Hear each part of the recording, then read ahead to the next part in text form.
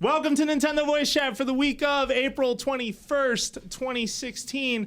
I am Jose Otero, and you're listening to IGN's Nintendo show. Joining me once again is Brian Altano and Per Schneider. And if you want to keep up with IGN and Nintendo Voice Chat, you can do so by downloading the IGN app, which is available on iOS and Android and even your home consoles. You can watch on PS4, on Xbox One. Sadly, we didn't work out a deal on Wii U, but who knows? Next time. When we talk to Nintendo about NX, that's handled by people who are not me. Right? Your local Nintendo representative. But if you're listening to the show on your phone right now, download the app right now. Yeah. It's that easy. That's a good point. Yep. And you also got a sneak peek at Per's Miitomo voice. You're still doing that That's voice. horrible. It's so awful. Unfazed, though. Yeah. Like, I can't derail you anymore. You can't. Yeah. I'm getting much better All at right. this. All right. But Well, get the thing ready. What you can derail, if you want to try, is there were a pair of Star Fox reviews that went up this week on IGN. So we should talk a little bit about them and just kind of close out what we have to say about Star Fox Zero and Star Fox Guard. We're also going to talk about that Miitomo has a Splatoon crossover and Called it. nailed it. We talked about that a little bit. I wish the Star Fox thing would happen, though. I kind of want a Star Fox shirt in that That'll game. happen. Platinum Games president may have stepped down. That's another thing we want to talk about. Pocket Jockey has a demo. And happy birthday wishes to Tatsumi Kimishima, who turned 66 on April 21st. Good age. Yeah, he's getting up there. Yeah. All right, so let's start with Star Fox. What do we have to say? What haven't we said? We've said plenty. Yeah, I'm trying to remember. So I played. I beat the game, did the final battle. Not Say gonna whatever you want. This game, but I don't want to. People haven't played it yet. I Okay. don't want to spoil anything because, as you can imagine, the final boss in a Star Fox game is going to be a complete shocker to everyone. It's kind of like that guy who shows up at the end of Zelda. Yeah. Yeah. But I beat the game, and then I was still motivated to go back and play it. And I saw you logged quite the hours on the game trying to get the medals, and so there's plenty more to do. And I saw when the reviews went up, there was I saw some comments saying like unacceptable for our campaign. It's like that's the kind of game like on-rail shooters are like that, right? It is more about then going back and challenging yourself to find all the hidden stuff.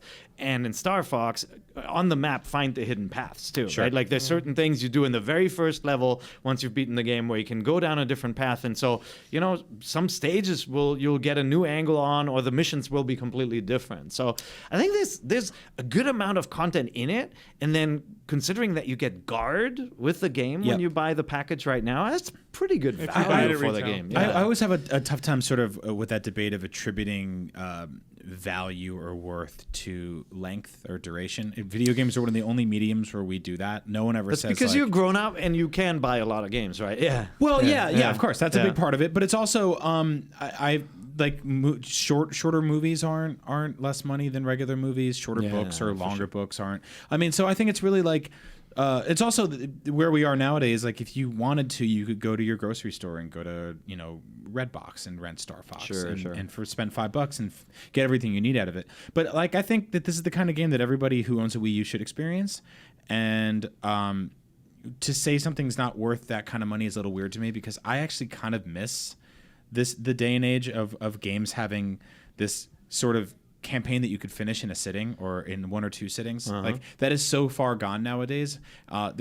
Star Fox is based on the kind of its predecessors are arcade shooters. We used to go into arcades. You would put a row of quarters down. You and your friends would line up, and in the amount of time that a birthday party would last, which was never long enough, you could finish a game like that. And I really miss that. I really miss it. And I think that going back and being an expert at it is really cool too. So whether you go in and you play through it once, I mean, maybe rent it if that's all you want to do. But if it's the kind of thing that you think you can do a few laps through, which I think you will want to. Then get in there and do that. I wonder if we're dinosaurs in that we are part of the generation that saw arcade games and did not mind experiences that were shorter and could be done. I feel like on console there's always been though the weird debate of can I justify this purchase? Because we also lived through PlayStation 2 era. I felt like we saw more of it. PlayStation 1 era, I feel like we saw more of it.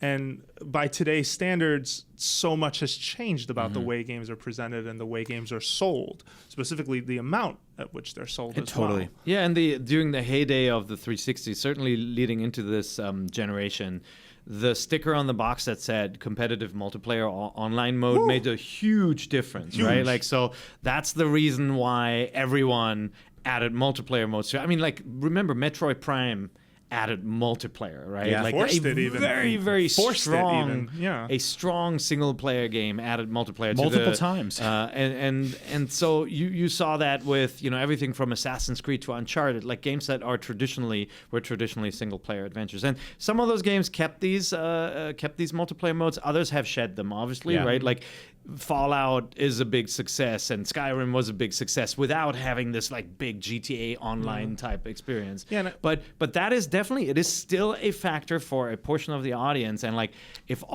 when all is said and done, a game that has a multiplayer mode has a bigger chance at success and long-term play than one that doesn't. No, and that's true. Like 100%, you can put all the hidden medals you want in, and that's just how it's going to be.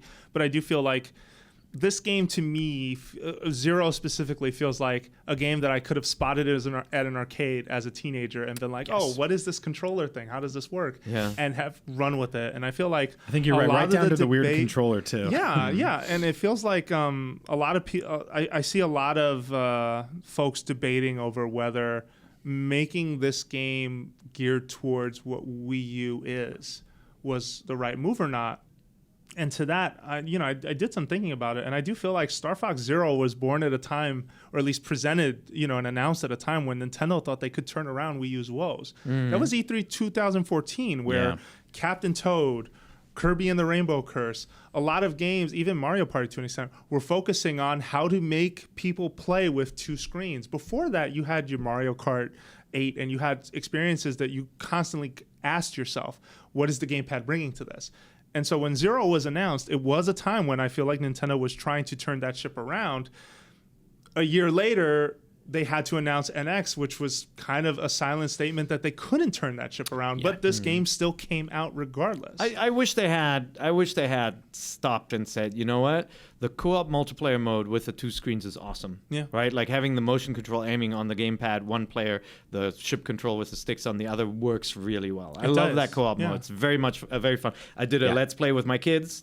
Were you able to watch it yet? I haven't watched it yet, but I could. Were you terrorizing your kids the way you terrorize the rest of us in this office? I'm very sarcastic and snarky, but the kids are great. Like you can see their different personalities. Kai constantly complains that Akira doesn't collect the golden rings. Like, get the golden ring, get the golden ring. It was funny. It was like a flashback to me and Casamassina playing. Where I'm like, Casamassina, how can you not see that coin? Get that thing. So I felt great kinship with my youngest in that. But like, but you can see how wonderful that experience and how it works together. And I feel like that would have been a good selling point for the gamepad where you didn't need it in single player. Again, like I maintain, it should have been, if you want to look behind you, you have a rear view mirror, you flip the view and look behind you. But I'll play counterpoint and maintain that I think using the two screens the way they did it, they pulled it off. Like it's not the best looking game, and it is one that's hard to. And I know you don't think so. You say that's because you got used to the limitations. So like, if I say right now, okay, big boss battle against big space station, you're like, oh yeah, that viewpoint was terrible. That was not fun to play. I actually did fine. Yeah, and I can show it to you.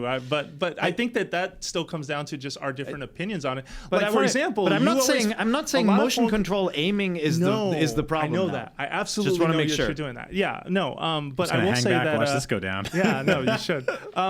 But even like the critique in some places, and I think you've said this before too, where like, well, clearly the game doesn't look so good because they have to render it in two screens. That didn't stop Mario Kart 8. That didn't stop plenty of games that they have put out that are displaying the same exact view in both places. I think that for this game, it just came down to they went with this art direction.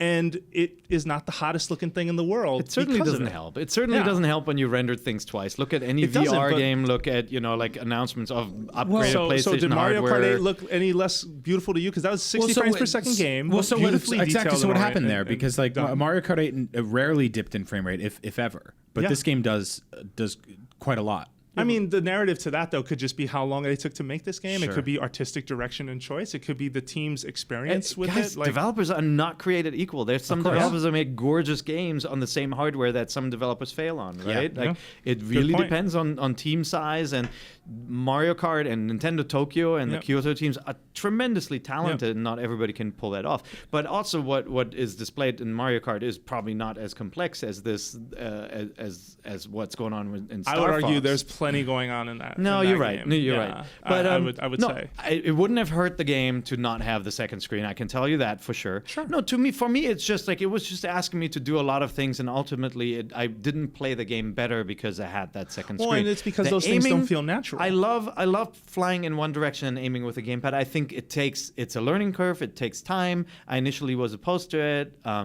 And I got used to it, and I like that. And I think especially in some of the slower paced levels, it works really well. And I agree with you there, and I feel like there is a learning curve, but I did get it. And if I didn't get good at it, I wouldn't be sitting here saying I think that they pull it off. Sure. Like, I feel if I was still struggling right now and not like able to wrap my brain around what it wanted from me, then I'd say I agree with you, Per. Well, so that's my whole thing, and I'm glad you were able to finally connect with it. And I think I did to an extent. I think it creates some sort of it creates a lot of pacing issues in terms of things coming to a crawl almost arbitrarily, and a lot of times completely out of your hands. And I feel like the original Star Fox 64 had moments like that, but to a way lesser extent.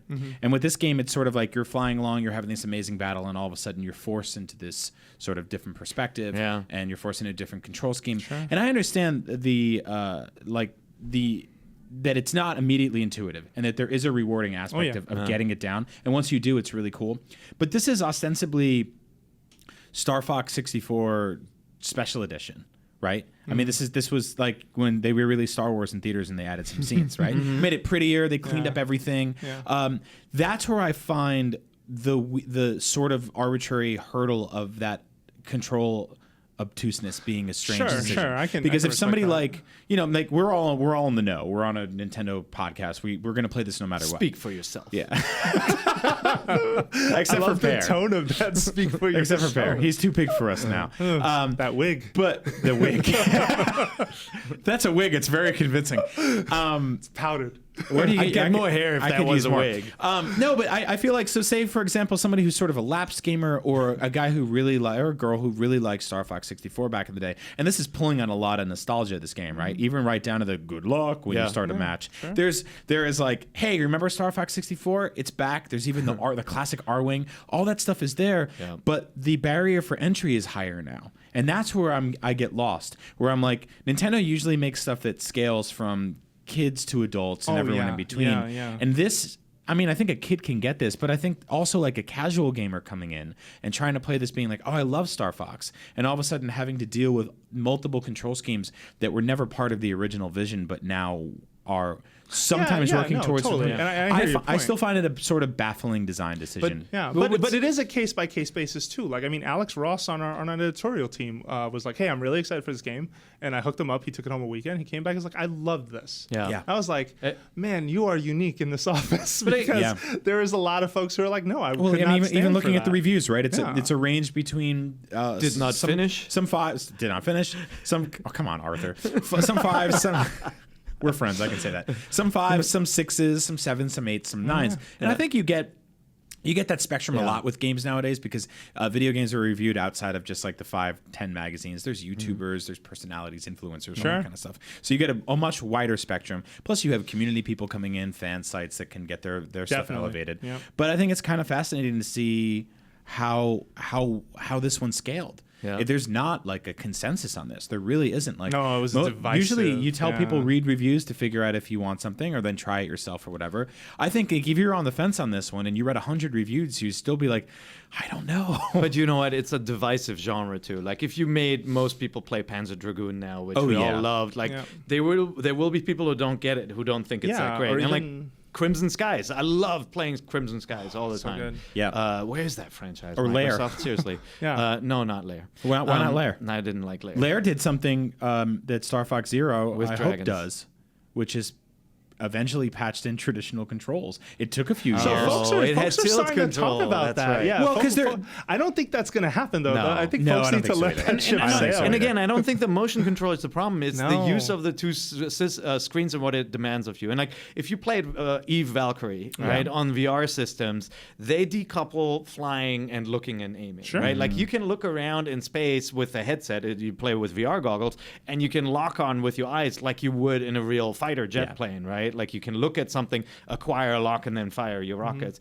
And it's so natural, and it frees you from the constraints of having to use a radar screen, which is, by the way, how most other games deal with the fact that the enemy is behind you. You've got a little red dot, and you can tell it's behind you. You just want to see behind you, like that. You're never gonna let this go. But that's what they're He's a using the double paranoid screen. dude. He really wants to see behind his ship. But that's what's required in this game. You're supposed to know where the enemy is at all times, and they force you to look away from the main main screen. But it's also to a find game where it. you're constantly moving forward, and it's not about what's shooting something that's behind you unless you're in all range. I'm not I just, don't want to keep this fight going forever. No, but I don't mean just behind you. Well, you're wrong, but like you're wrong. I like, think that I think it works fine and it works well enough for me, and that's why I got it good on our scale. The artistic choices are where I question more of that. Okay, stuff. so explain to me, what does the gamepad let me do that I could not do with a smarter heads-up display? Move or in some one camera? direction and aim in the other. Okay, but can't I just do that by tilting the gamepad? I don't have to look at the screen of the gamepad. You don't have to look at the screen, but the way they designed this reticle, which could be the main argument that we're both trying to have right now, does show up in a way that shots that look like they should hit on the TV don't, because it's honestly not perfectly aimed that way, the way the reticle is actually shown. Okay, Splatoon, though. What about it? Splatoon does it perfectly well.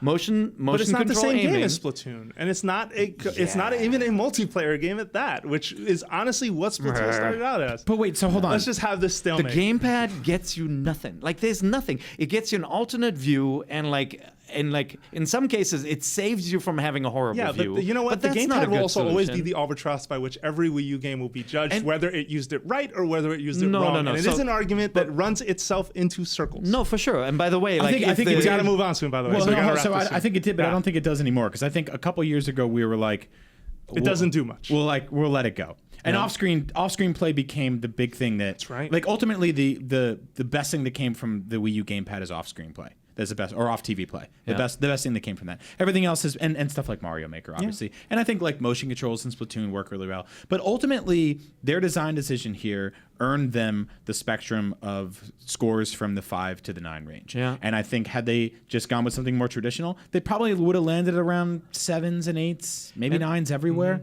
Sure. But ultimately, they took that risk, and I think it hasn't paid off with reviews, and I think those reviews and that sort of like hurdle is going to lead it to not paying off in sales, which makes me worry about the franchise in general. So I think ultimately making this decision, and this is what I still don't understand. I don't with think Star Star Fox. Fox was ever flying off the shelves to begin with. Though. No, I it wasn't. would say that like right It's a off good the pun, bat. though. Yeah, But I do find it weird that they took this franchise and they're consistently shoehorning weird stuff into it.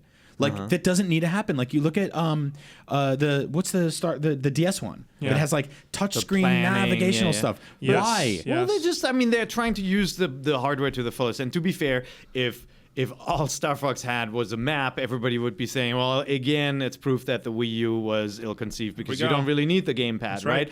But to that I say, no, the co-op mode proves like what a great setup you have in this game for co-op play. And I will also say in the gyro wing level, you control the robot with a first-person screen on the gamepad, and that Right. feels really good. Like it feels natural to have this little drone on the bottom and screen. the best part about it is that it is one of the few instances of that game where you are not being moved forward on the other screen. Yeah, and yeah, I think that's for that's sure. why it feels more Yeah. natural there. And I feel bad because I did pan the gyro wing stages mostly because I didn't think they were well designed. Yeah. But I think the notion of what the gyro wing does as a vehicle and the way you can sort of Sure. micromanage how you control it, I think is a good idea. And I do think, and I agree with you on this, co-op is the best way to play it. And it does kind of bug me a little bit, and we need to end this soon because we've been going on for 18 minutes about it, and we have other things to talk about. I just want to say that at the end of all this, it does pain me that co-op ended up being the cooler way to play, and visually the game does nothing to acknowledge that there's a second person in the cockpit. It's just a pair of lasers that are shooting in every other direction but the one Yeah. that you're shooting in. Yeah. And so I do wish some extra effort was made there. I will say that 100%. But yeah, in the end, I think we all agreed. We all agree that it's a fun game. I enjoyed playing it. My kids like playing it. I think the co-op mode gives it some legs. And then, some of the medals are really well hidden. There's definitely Yes. a challenge to mastering this game, mastering the times, even beating the little training stages are challenge They're modes tough. in their own right. So there's plenty of gameplay in that mode. So if you're worried about a short campaign, you will go back and you will find new things in it. And then having guard with it, it's just a really cool bonus. I Cool. think. All right. So then we're going to move forward to talk a little bit about this Miitomo crossover that's happening. So apparently Nintendo announced that they were setting up a retweet campaign over Twitter. And if you hit the 2 targets, you were basically going to unlock additional items that will be coming to Splatoon. So these items are still coming to Splatoon Was this regardless. in Japan? Regardless later this month. No, this is here too. Okay, cool. Yeah, So we're I getting got there. a little pop-up on my Miitomo today because I still Okay. check it every day. Yeah. Now that they fixed my friends list. Yay. Yay. I'm slowly adding you all if that's something we tried to do. But and it showed the little Splatoon hats. Yeah. But I've noticed with Miitomo update stuff, it'll pop up and show you something and then disappear and you can't actually find it anywhere. Yeah, and inside it's the not game. good at pointing you towards some of that stuff Yeah, too. yeah. No, I agree. But you have some concrete retweets information. have been done. Well, no, I kind of wanted to ask you guys instead, like, what sort of crossover stuff would you want to see? I mean, here we have it, right? The first one is happening. It's happening right now. I mean, it's going to happen. They've had enough of. I thought the retweet campaign was a weird way to do it because. It's smart because it's a social campaign and it's a social platform. Trying to build up mentions. Yeah, and build up mentions, but at the same time, it's. I don't know, You know what's it funny? just I had seems completely kinda strange. forgotten about Miitomo Me for the too. last weekend. Yeah. Me too, Mo. Miitomo. Over the last weekend until you guys mentioned it, I just check in. It's like blah blah blah Yep. blah. Slot machine, take all the stuff. Everything We got pops up. things for you. No, like the crossover stuff. Like I think Splatoon is a really good choice. First Mm-hmm. of all, because like if the app is trending more with younger female fans, that's a perfect. The design choices and the characters are so fun. I think that'll do well. But man, Legend of Zelda stuff. Like, you saw everybody wanted the ninja sword. Yeah. Everybody's gonna want the master sword. Oh, No, God. Right? Whew.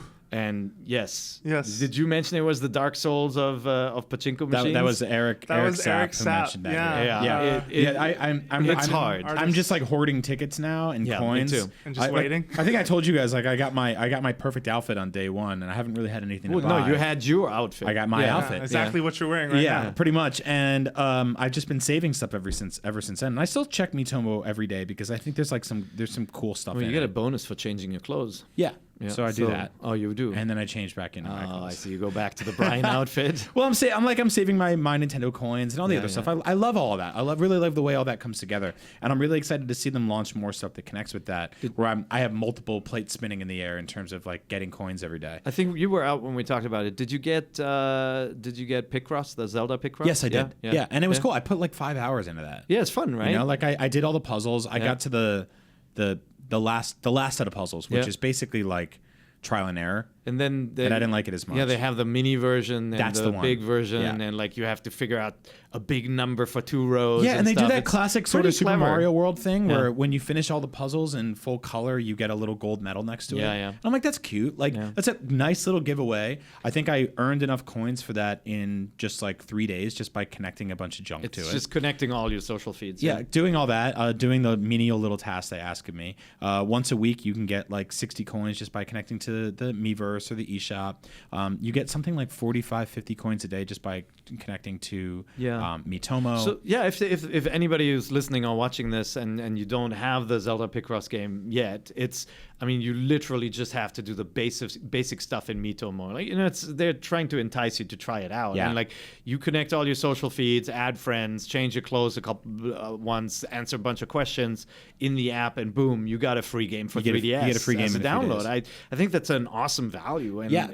they did not fart this out. This is a fun Picross game. They're also giving away like 3DS themes, which are cool. They're usually like $1.99 each, and they just give them you for free. And they're numbered too, which is sort of like it's the collector part of me wants them all now. Yeah. And I like that. And they just threw in something like a Famicom hoodie and like the Mario costume and stuff like that. Little stuff like that is definitely enticing. And like right now I'm saving up. I think I have 500 coins and 1,000 gets you WarioWare Touched, which is like a classic DS game. man. And it runs on your Updated, 3DS. Yeah. And it's like, that's cool. That's a cool thing. I'm going to hit 1,000 coins. I'll exchange. I'll get a code for that. And then I'll build back up again and keep doing that, you know? That's cool. They haven't really done any physical rewards yet. My fear with the My Nintendo stuff is that, remember Club Nintendo, they'd be like, hey, if you've been saving up coins, we have this Luigi statue, and then a day later it'd be gone forever. Yeah. And you needed to have 20,000 coins that day or whatever, and So if you didn't. I think, with respect to that, I don't think they'll do physical. I don't think so either. physical for them will be that they're going to sell it to you. Yeah. They're just going to sell it through Nintendo stores, or there will be an online Nintendo store. I don't think it makes a ton of business sense to try and tie some of that stuff to these exclusive coins, especially because these coins specifically too have an expiration date. Yeah. Like 6 you months. can sit on your Club Nintendo coins for a year. Be like, I'm saving up for my whatever bomb statue. Yeah. And I think part of the shift to digital and even the idea of giving you discounts is just that I think it makes more sense to reward your fan that way than some statue. Sure. Like, honestly. Like, limited edition and exclusive things are cool. Don't get me wrong. And you'll run into that with these store items. But I don't think it makes a ton of sense for like this grab bag giveaway. I'd rather we just didn't have enough at the register. Yeah, for you. I totally agree with that. And plus, you don't have to deal with their shipping and like their weird, like their boxes used to show up all beat up and stuff like that. The whole thing was just kind of. Let's not forget how the Majora's Mask puzzle showed up in like a bag. bloated bag. Yeah, it was just it was like a "There's paper no box. sack. What is this? Yeah, it was such a bummer, and that was like guys are towards the brats. very Tears end. flow. You guys are brats. It was free. But so I That will was free. say the one Good thing point. that's really weird is that Picross, the Twilight Princess Picross, which is based on a GameCube game that went to the Wii that got ported in HD to Wii U, is only available on 3DS, and it's only available through My Nintendo. You can't purchase that. It's a My Nintendo exclusive. WarioWare Touched, same deal. Like, you can't just outright buy that game. Because I was looking at it and I'm like, oh, I could save coins for like the next month, or I could just spend this $6 or whatever. Nope. They won't let me spend the Yeah. $6. So it entices you to get in there. So now if they start having My Nintendo exclusive virtual console games, I could see that getting a little divisive.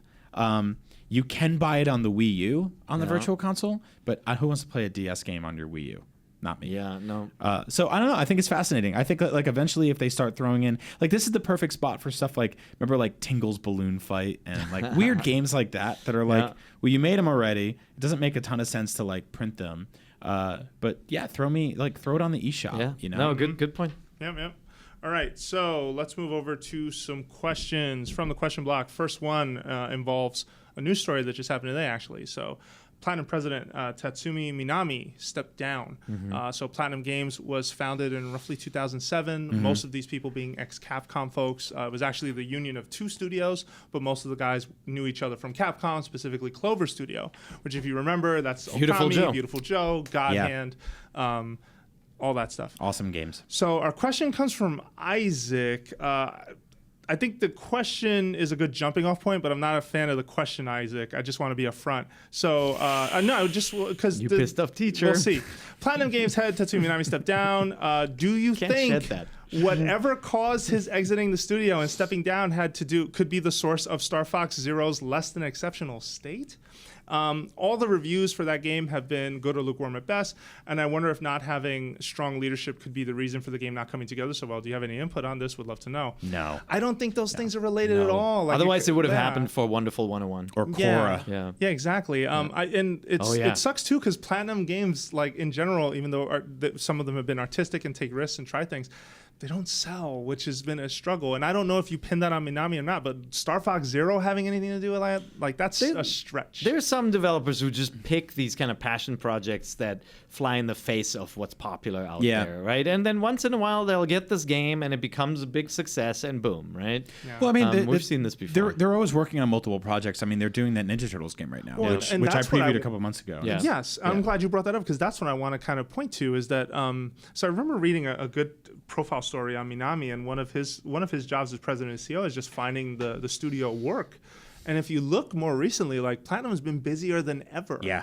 I mean, you went from a studio that helped with making Metal Gear Rising to a studio that was doing Transformers Devastation, Teenage Mutant Ninja Turtles, Star Fox Zero, I think Star Fox Guard. Did they do Scalebound? Scalebound? Did they do Mad World? Those last 5 games may have all been in development at the same time. Right. Which is my point. Like, there's just a lot going on there, and I don't know if that had more to do with it. It's tough to tell. I mean, the it's timing. hard to say at this time. The timing suggests that he did want to stay on until the completion and the shipping of Star Fox, right? Because in this world of public companies, whenever a leader of a company leaves, it has a rippling effect. And so, somebody, like if this had happened while Star Fox was in development, then some people would have started to talk. Or like, oh, this is a sign of troubled development. So that's where I think company leaders make sure to stay on to the end of completion of a project. And sure, we don't know. He's going to pop up at some other company, right? Or he's just going to pop up and say what happened or why he decided to leave. According to the report, he left in March. Just think of all the stuff that's happened in Japan with Kojima and his new production studio, right?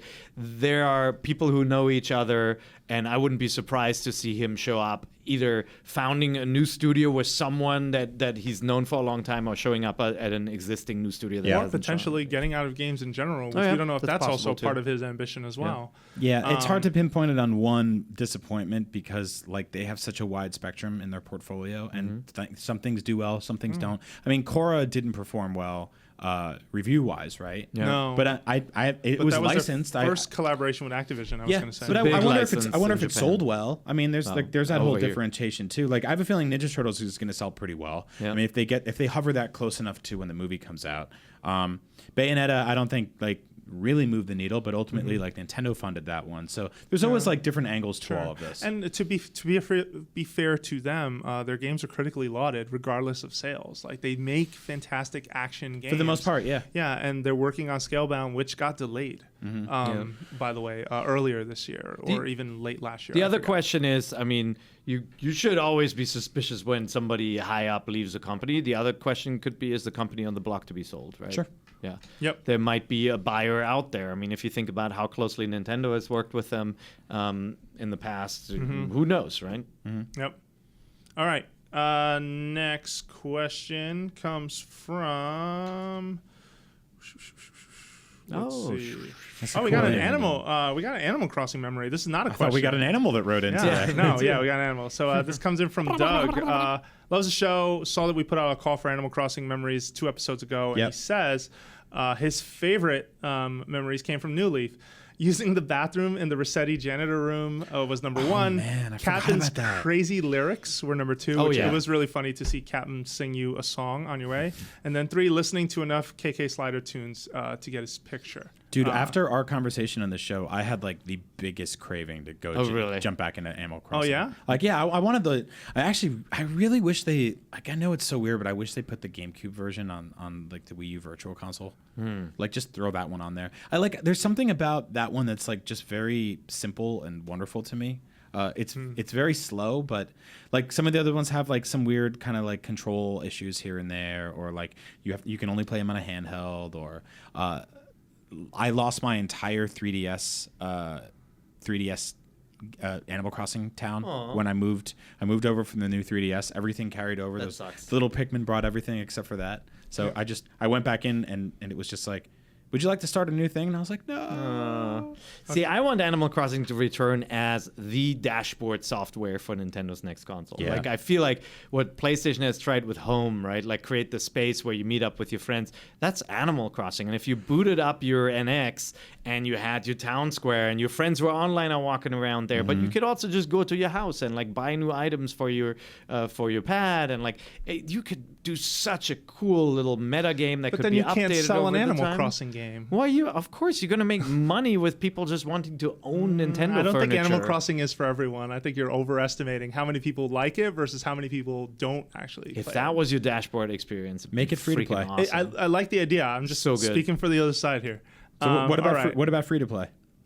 Oh, Animal Crossing? Yeah. It could be interesting. I mean, it comes down to how do you get items and how do you treat that fairly, because that's a razor's edge there, like honestly, it is. Like in terms of the user and in terms of backlash. What if you could aim with a gamepad, like you're in the... probably be better because you can look around the town a little better. You'd see behind you this time. If you look really behind love you. to see behind you. Yeah. But here's the thing that you got should a be bogey on behind your you. tail. Trenton Hunt, Handle Gex9, not Trenton, says Nintendo should stop pursuing third parties. That's so we're not gonna even talk the about same this. name. What's going on I here? don't know what's going on. With Nintendo, I think this desperate pursuit of third parties needs to end. A wonderful strategy would be to multiply the first and second party developers, which equates to more games and having more hands on deck devoted to maximizing the strengths and eccentricities of Nintendo software. Third parties could tag along at their own accord. Trent and Gex, I hear where you're coming from, but that was N64, no? I hear where he's coming from, but that takes more. You're taking on more risk that way, and you ultimately are spending a lot more money. You'd basically have to have one of the tightest schedules of all time to pull something like that off. Like, I think first parties try to be careful in the number of studios that they have, clearly because you have to pay for those. Those don't just own them and that's it. Like, there are salaries involved. There's milestones to be met. Although you could make the argument Nintendo is tackling so much these days. How do they have the manpower to even keep up with it? Right. Yeah, and the third parties, like creating, when you have a big project, creating another SKU for another platform it's low risk, right? The design work is done. You pay somebody to port it, or you port it in-house. At least, like, if that game is then not a success on a new platform, your studio isn't out of business. But if you put all your eggs in one basket as a second party, or if first party just spins up lots of studios and then the thing doesn't sell, you're dead. Yeah, and PS, those third-party games don't go away just because you don't have them on your platform and you have second parties and first parties. Meaning, Dark Souls 3 will still be a game that's competing with a game on your system versus 100%. Being a game on your system. Yeah. So you might as well... so that's the thing, and I mentioned this in the show before, but, like, Minecraft, Angry Birds, GTA, these are like big zeitgeist, big things that are part of the vernacular, part of the conversation of gamers. And these are conversations that have happened entirely without Nintendo's assistance. Minecraft, they got too late. Angry Birds, they got too late with that weird... I think there's like a disc they put out that has like the Angry Birds games on it, which is like totally missing the point. 20 times the price. Yeah, exactly. Totally missing the point. Yeah. But third parties keep you engaged with your console when you're not playing first party games. That's what it does. It keeps you connected to it. So to fill in the gaps of the release schedule that no first-party studio in the world can keep going for an entire year. Even if they quadrupled their staff, you would still get... how many Star Fox games can you make, right? How many Metroid games can you make? How many... hopefully more than the few they make now. Yeah. But ultimately, like, Zelda games have a certain...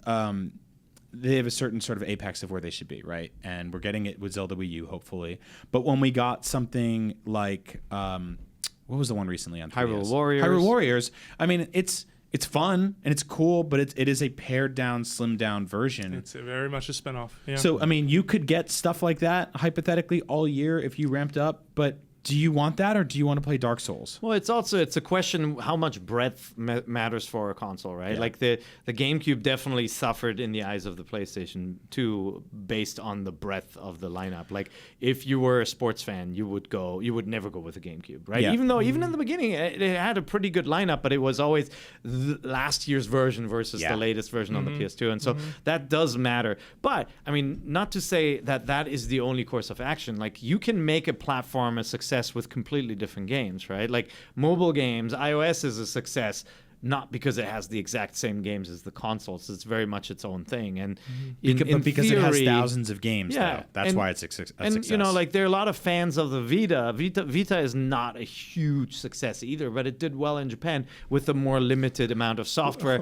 and a very specific genre approach. Would have done better with Monster Hunter. That was the one trophy Nintendo took away that ended up working in their favor big time. But Monster Hunter kept PSP alive forever. Yeah. I don't think there's any console maker now or any that could support their console based off just first party stuff. Nobody could. Even Nintendo, the miracle toy making company, couldn't do it alone. Like, you look at something like Sony with the PS4. Their first party offerings this generation have been consistently delayed or disappointing in some capacity, or better late than never. But they've relied entirely on third parties, and they've been tremendously successful because of that. Because I think most people ultimately are just like, I just want a console with a lot of games. The only way to get a console with a lot of games is to get third parties on your side. Yeah, well, and they've also been successful because the message has consistently been better tech, runs better on our platform, has exclusive content for our platform, and they do make great first party stuff. I love about Sony as a company is they take a lot of risks on ideas that, I think are smart risks. Like, very Nintendo-like games, by the way. Like in the last, like just some clever experiments. Sure. Well, that Ratchet, obviously, but also the smaller size indie the games, puzzle games, mobile games they're getting into now. I think they're understanding that spectrum, and Nintendo's really good at that too. But they need the help of third parties, and that Sony is allowed to hang back and say, on PlayStation, we're going to delay this game by 6 months. There was just that story yesterday about Horizon might be getting delayed. But most people won't really notice because there's going to be so many other games to play thanks to third parties. So that's where you need that. And I know it might not matter to the average person listening to the show because you're like, I'm only bought this thing for the very specific hardcore Nintendo games. But the audience at large outside of this conversation are the ones that want to buy a console that they know that they can play a lot of stuff on. You don't want to be at the guy in the store being like, do you have Dark Souls for Wii U? And they're like, they laugh. Yeah. You don't want to be there. So I think the more stuff they can get onto the console, the better. It's just better for everybody. Yeah, and I feel like on this show, and I definitely got to apologize to our listeners. Like, I meant to this week put more time into Bravely Second. Did not find that time. I think we should all set a goal for ourselves to put some time into that game this week. Sure. It's in my 3DS right now. There are other third-party games that have clearly come out that we need to talk about a little better on the show, and so we will try to do a better job there as well. Our next question comes from Mike. And Mike says, as a 40-something, I was present for the birth of video games and fed my share of quarters into cabinets, but my obsession with gaming didn't start until my family members bought a Wii for my sons. I started playing the Wii with them, and 6 years later, I have 5 consoles, 2 handhelds, and 20-hour-a-week gaming habit. It's a gateway drug. Backlog is large, but I plan to add Zelda titles to it. Now I don't really care. He says he doesn't really care for graphics, and he's played digital copies of decade-old games, so that's not a game changer to him.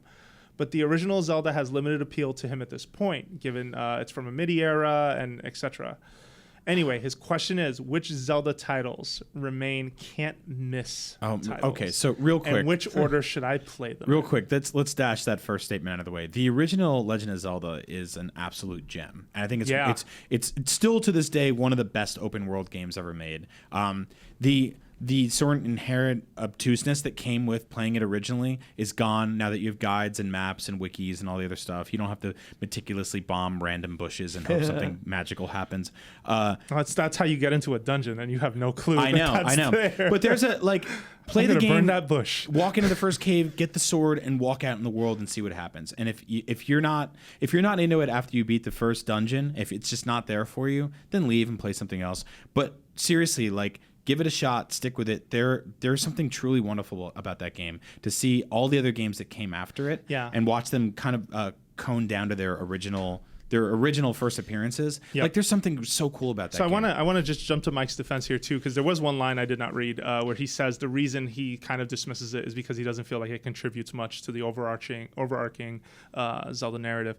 I don't think that's a great reason to dismiss it either, Mike. I just want to say that game has sort of stood the test of time in a lot of people's minds because of all the reasons that Brian has said. What narrative? I think he's talking about timeline here. Forget the timeline. Zelda games are their own gems in their own special ways, regardless of how they get packaged later. You also can't dismiss that 8-bit games look so different and play so differently that they're not for everyone today. I find Link to the Past on the Super NES, not a problem. But I'm saying Link to the Past on the Super NES is infinitely more accessible. It's more beautiful looking. It definitely holds your hands more, right? Games evolved from the 8-bit era to give you a little bit more of a thread and guide you a little bit more. And so for more modern gamer mentality, Link to the Past is a better starting point as a game than the 8-bit Link Legend of Zelda. Or A Link Between Worlds, which we recommend to people all the time on the show, is a great first Zelda. Link's Awakening is fantastic. Yep. It's got some sort of weird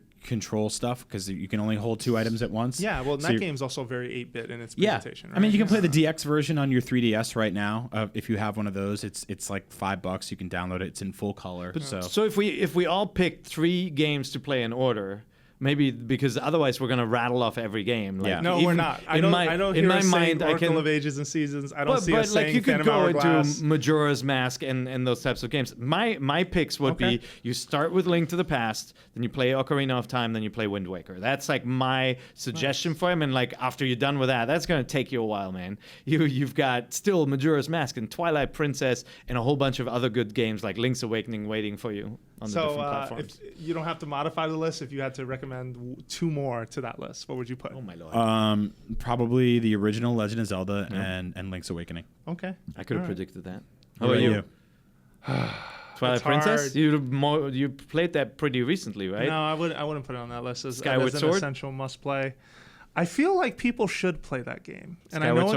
know it gets a bad rap. I know folks, it's another motion control debate. You made this around this controller XY situation, but I feel like that game has really interesting highs when it works. It's just file talk you to death. No, I think you've named It may them also all. be one of the last times that you can play it without digging out old hardware. Yeah, if motion control that's gaming right. is going away. Right. Yeah, and I really admire that game's story. Not to just to end there, but I don't think it makes that list. Like I think you guys have kind of got it covered. I would put Majora's Mask on that list, only I love that one, because and I love Link Between Worlds. it's so different than Ocarina of Time. And I've said on this show before, the thing I admire most about it is that it starts out making you think it's that sequel because you're Link for all of 2 minutes, and then it just pulls the rug out from under you. You're a Deku scrub, this creepy man that looks like Pear, keeps changing his emotions and expressions as he talks to look like you. me. And so all of that coalesces into this amazing experience that has great dungeons, even if there aren't a ton of them, and a lot of mass and side quests to find and villagers to get to know. So I would put that on the list. 3DS easily. remake though, because the original does not run that well. Same thing with Ocarina. Yeah. The original, like that thing also does not run that well today. Great. All right. Well, there we have our show. We did it. It's in the books. Thank you for listening to Nintendo Voice Chat. We are a weekly show on IGN. You can leave us feedback by heading on over to iTunes or Google Play. We're now available in that section, so we can use your reviews and your help, and send feedback in general, or even email us at nbc@ign.com. Lastly, you can find us on the Twitter At Pair IGN. at IGN. Agent Bizzle. At Agent Bizzle. And myself, What's going on now? myself, Jose_Otero. Jose_Otero. We broke. I think we broke him. his brain. No, we got places Sorry, to be. Didi. Thanks again for listening, and we'll be back next week with more Nintendo Voice Chat.